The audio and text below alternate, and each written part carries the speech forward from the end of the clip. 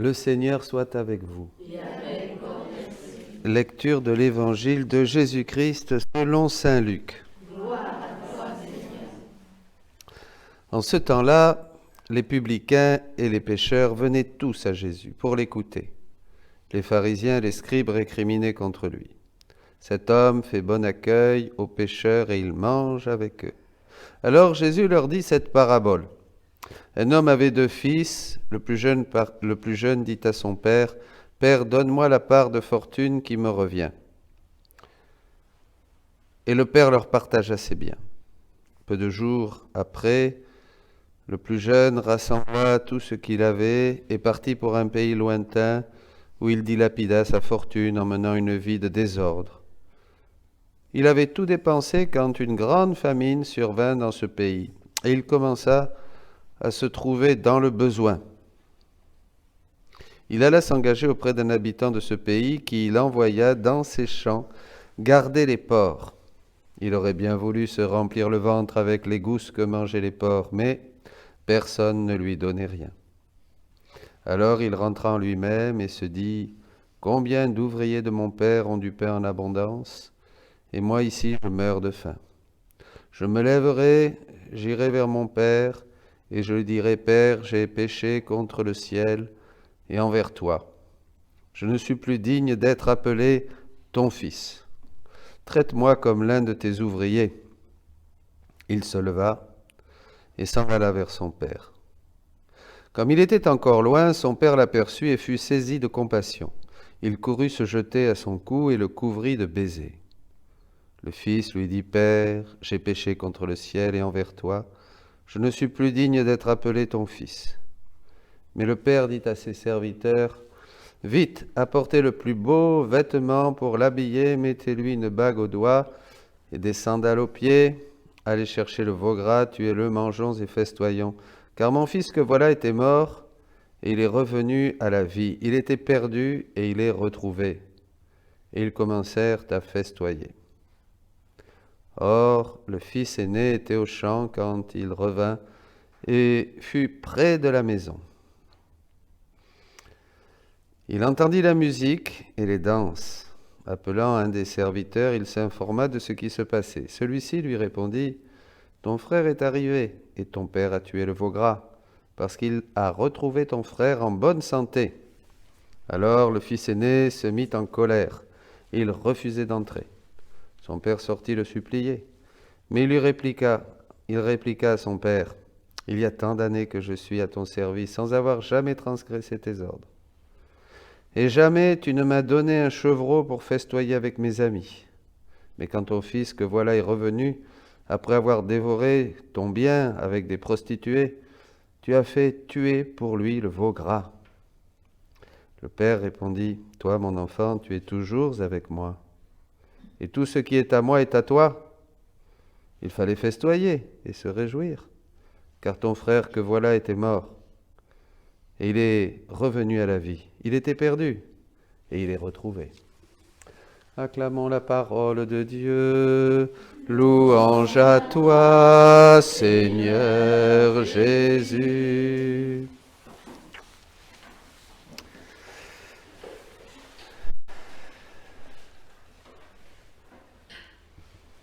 Il y a une quantité d'enseignements dans cette parabole.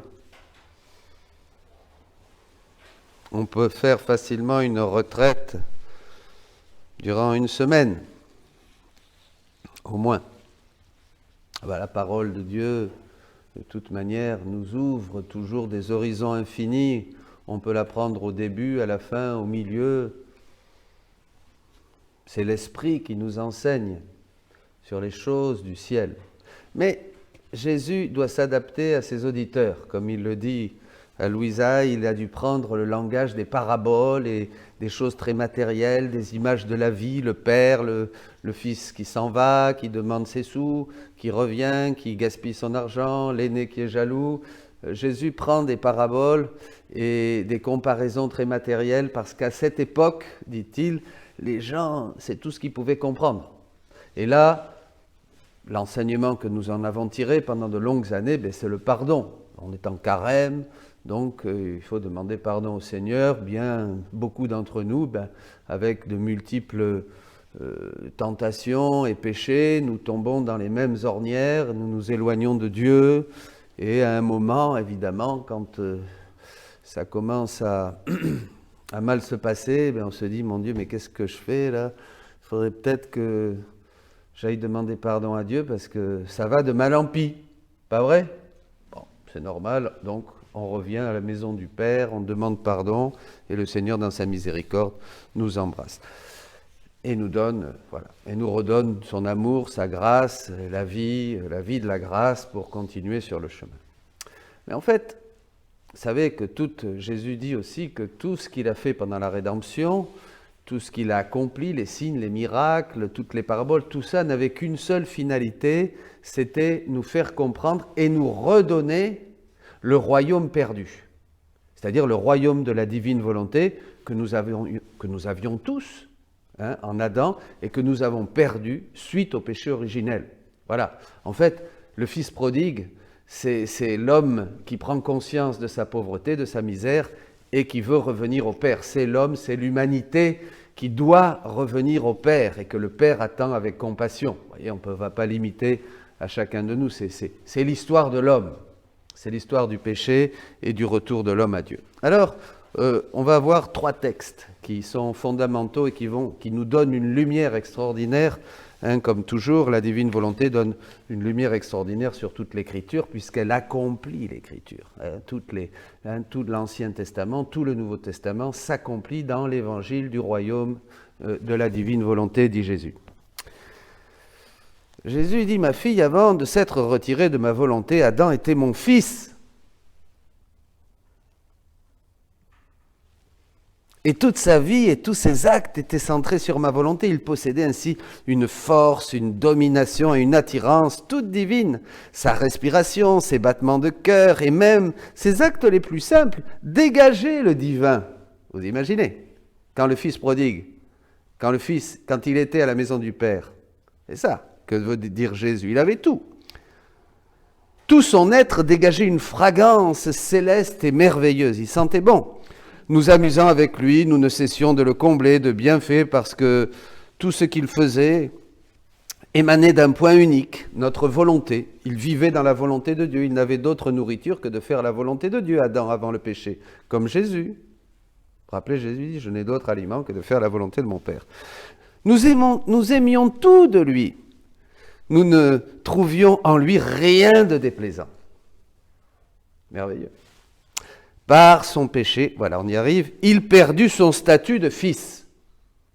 Pensez toujours en arrière. Ayez la parabole de l'enfant prodigue et du Père miséricordieux, en arrière-plan. Vous allez voir tout ce qu'il y a derrière. Il passa de son statut de fils à celui de serviteur. La force, la domination, l'attirance et la fragrance divine qu'il possédait disparurent. Ses actes ne reflétaient plus le divin comme auparavant. Avant, quand Adam respirait, c'était une action de grâce qui remontait vers Dieu, quand il bougeait, quand il chantait, quand il parlait, etc. Voilà, donc, nous gardions désormais notre distance, ça y est, lui par rapport à nous et nous par rapport à lui. Il y a une séparation entre Dieu et l'homme. Vous voyez, il y a un fossé qui se creuse. C'est plus facile. C'est là que la prière va commencer. Que la prière commence à cause de la carence. Avant, il n'y avait pas de prière. Adam, il ne priait pas. Il louait, il reflétait Dieu, il était pur écho de Dieu. C'était la louange même qui jaillissait du sein de la Trinité, vous comprenez? Mais là, la prière, il faut bien comprendre ça, c'est une parenthèse, la prière commence quand l'homme entre dans la pauvreté, la carence. Là, on demande à Dieu. Voilà, bon. Ces actes nous ne disaient plus rien. Sais-tu ce que sont pour nous des actes des créatures faits hors de la plénitude de notre volonté? C'est comme des aliments sans substance, sans assaisonnement, qui, au lieu de provoquer la jouissance du palais, provoquent le dégoût. Ils sont comme des fruits non mûrs, sans douceur et sans goût. Ils sont comme des fleurs sans parfum. Ils sont comme des vases pleins, mais pleins de choses défraîchies, fragiles, abîmées. Ces choses ne peuvent répondre aux strictes nécessités, de la créature, mais sans lui donner le parfait bonheur. Elles peuvent donner une certaine gloire à Dieu, mais pas la plénitude de la gloire. Donc nos actes, après le péché, donnent une petite gloire à Dieu, pour ceux qui sont saints, bien sûr. Les autres, au contraire, donnent à Dieu une odeur nauséabonde, putride, sale, le dégoût, le péché. Ouais. Donc, voyez. Mais, bien sûr, Dieu ne se lasse pas d'aimer l'homme. Malgré, donc, voyez, le fils prodigue qui a tout perdu, et qui est là, et qui a faim, évidemment, hein, c'est ça. Il a demandé, sa volonté propre a voulu prendre sa part d'héritage. Sans Dieu, il est parti, il a tout gaspillé, et puis il s'est retrouvé seul, évidemment. Il a quitté la maison du Père avec tous les biens, tous les dons, toutes les richesses, tout ce qu'il y avait dans ce domaine, dans ce palais royal. Il était fils, il avait tout en commun avec le Père, il a tout perdu, il s'est retrouvé dans la rue, SDF, misérable, malade, etc., etc. Donc voilà, dès que la volonté humaine s'éloigne, veut faire des siennes sans être unie à la volonté de Dieu, c'est ce qui nous arrive à tous. Vous êtes d'accord ? Continuons. Alors ça, c'était du volume 20, au 20 novembre 1926. Après, Jésus dit, c'est intéressant, vous allez voir. Ma bienheureuse fille, tu dois savoir que notre amour de la créature et notre désir de l'avoir avec nous sont tels qu'à peine créés, nous lui avons assigné une place royale dans notre divine volonté. Dès qu'on est créé, on est tout de suite mis dans le palais royal de Dieu, notre Père. Chaque créature ainsi possède sa place d'honneur dans notre palais divin, de sorte que son commencement, son premier acte de vie dans l'éternité, est dans le temps et dans notre fiat. Le premier acte de vie de chacun d'entre nous, dans le temps et dans l'éternité. Extraordinaire. C'est-à-dire que nous naissons d'abord dans l'éternité. De toute éternité, Dieu nous aime. De toute éternité, Dieu connaît Reine, connaît Corinne, connaît Céline, connaît Jamila, connaît Anne-Marie. De toute éternité. Comprenez ? Et oui, en lui, nous sommes tous créés, dit saint Paul. Alors, c'est formidable, ça, vous allez comprendre. C'est l'histoire, notre histoire. Alors, de toute éternité, donc, on est créé. Et dans le temps aussi. Tout ça, c'est dans la volonté de Dieu. Il n'était pas dans le monde, elle n'était pas dans le monde, la créature, chacun d'entre nous, que déjà nous l'aimions. Et non seulement nous la gardions avec plaisir en lui accordant sa place, mais nous lui avons donné en cortège notre amour, notre sainteté, notre puissance, notre lumière et notre beauté. Tout ça, ça faisait partie de notre héritage. Nous avions ça à peine, nous avons été créés dans le cœur de Dieu.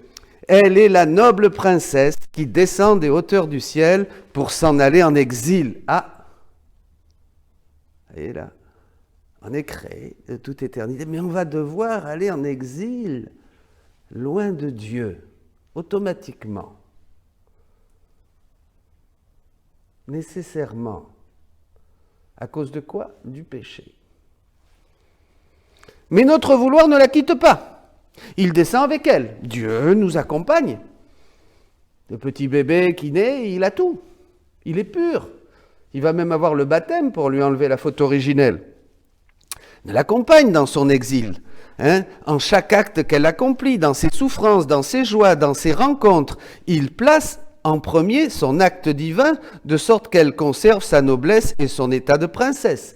Dans tout ce que nous faisons, Dieu reste le mouvement, l'être et la vie, dit le livre des Actes au chapitre 17. Il est le mouvement, l'être et la vie. Donc je bouge la main, c'est parce que Dieu me le donne. Si je vous vois, c'est parce que Dieu me le donne. Si je respire, c'est parce que Dieu me donne l'air. Il est partout. Dieu donc est toujours premier. C'est lui qui fait tout. Vous comprenez ? Vous me suivez ? Il est tout. Il nous donne ce beau soleil aujourd'hui, il nous donnera la pluie demain, il nous donne le chaud en été, il nous donne le froid en hiver. Dieu est partout, il nous donne tout, il nous donne de nous rencontrer les uns les autres, il nous donne de nous aimer les uns les autres, il nous donne ces aliments qui ont du goût, de la substance. Ils sont différents. Une orange, c'est pas un avocat, une noisette, c'est pas un grain de raisin. tout ça, ce sont des saveurs différentes, des couleurs différentes. Tout ça, c'est Dieu qui nous donne tout ça. Il est avec nous donc tout le temps, parce que nous sommes des rois, des reines, des princes et des princesses. Après l'avoir comblé de tous les biens, au point qu'il ne lui reste plus d'espace où mettre d'autres biens, elle remonte au ciel. Donc une fois que nous avons vécu de cette plénitude de Dieu dans l'exil, nous remontons au ciel dans les hauteurs des sphères et en triomphateur, et il nous présente à toute la cour céleste. Voilà ce que ma divine volonté veut faire, et voilà ce qu'elle est capable de faire avec la créature. Donc nous naissons de toute éternité dans le cœur de Dieu, nous partons en exil et nous revenons à Dieu. Mais à notre grande tristesse, dit Dieu, nous voyons qu'en descendant en exil, elle ne pense plus à son poste royal, ni à la noblesse de son origine, et qu'elle voudrait échapper à notre volonté. C'est le Fils prodigue. Qui mieux qu'une tendre mère, notre volonté la porte dans ses bras. Et nous voyons que la créature, se servant des portes des sens que nous lui avons données, descend dans les profondeurs de la volonté humaine. Les sens. Goûter, sentir, jouir, posséder, avoir. Jouir, posséder.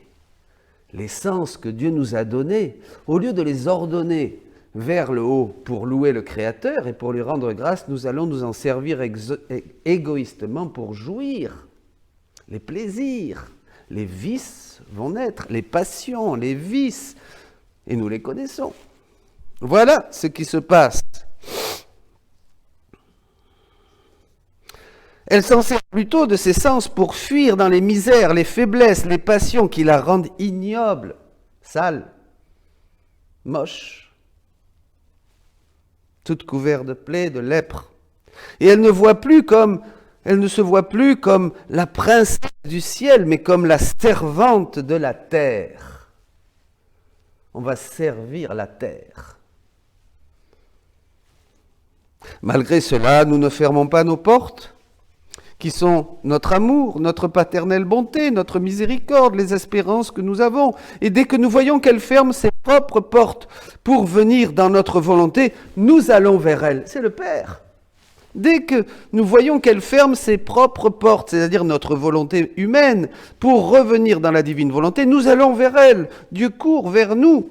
Nous ouvrons toutes grandes nos portes, et en la voyant belle et misérable, belle, parce que toujours princesse, nous aurons toujours cette image de Dieu en nous. Nous sommes toujours des princes et des princesses, mais misérables à cause de nos péchés. Le Fils, il reste fils du Père, même s'il est tout sale, tout puant, voulant manger la nourriture des porcs, couvert de lèpre, la lèpre du péché, avec ses habits, de princesse sale et déchirée, dit Jésus ici. Nous ne lui faisons pas de reproche, aucun reproche. Quand tu décides de retourner vers Dieu, aussi sale que tu es, même si tes péchés sont rouges comme le sang, ils deviendront plus blancs que neige. Pas de reproche, mais une compassion toute paternelle. Nous lui disons, « Où es-tu allée, pauvre fille? À quoi tu as été réduite? Tu vois tout le mal que tu as fait en vivant dans les profondeurs de ta volonté humaine, en voulant prendre la fortune, tous tes dons, et puis t'en aller loin de la maison de papa pour faire ce que tu veux sans Dieu. Toute ta volonté humaine séparée de la nôtre. Tu vois, tu as marché sans guide, sans lumière, sans nourriture, sans défense. Sans défense, sans nourriture, sans lumière, sans guide. C'est pas mal. Aussi, ne recommence plus la repentance, afin qu'en retraçant ton chemin, tu refasses le bien perdu. Écoutez bien, afin qu'en retraçant ton chemin, tu refasses le bien perdu. On est là pour refaire.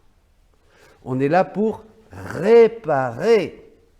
On est là pour réparer ce que nous avons fait de mal dans notre vie en demandant à Jésus ses mérites, sa grâce, ses biens. C'est pour ça que Jésus est venu, pour réparer comme Jésus va réparer pour nous. Jésus va réparer pour nous, pour que nous puissions être présentables au Père et entrer de nouveau dans le palais royal, mais nous devons réparer aussi pour nous et pour les autres.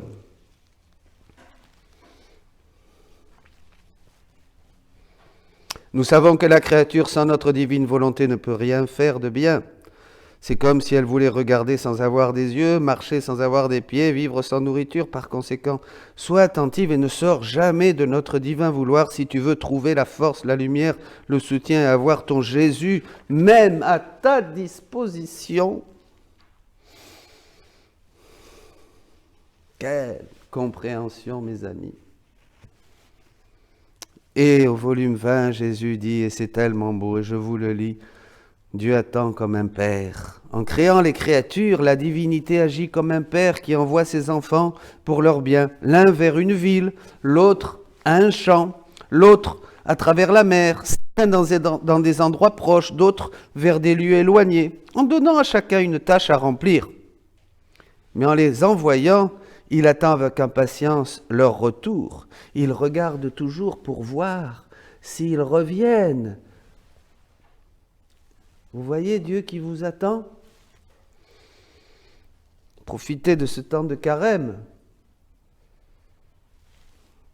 Lorsqu'il parle, c'est à ses enfants. S'il aime, son amour court vers ses enfants. Ses pensées volent vers ses enfants. Pauvre père, il se sent crucifié parce qu'il a envoyé ses enfants au loin et il languit de les voir revenir.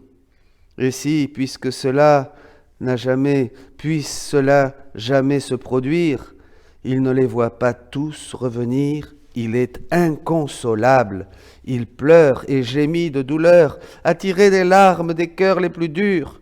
Et c'est seulement lorsqu'il les voit tous revenir dans son sein paternel et peut les serrer contre sa poitrine qui brûle d'amour pour ses enfants, qu'il est satisfait. Oh, combien notre Père céleste, plus qu'un Père, soupire, brûle, délire pour ses enfants, parce qu'il les a sortis de son sein, nous l'avons vu, et il attend leur retour pour les serrer dans ses bras.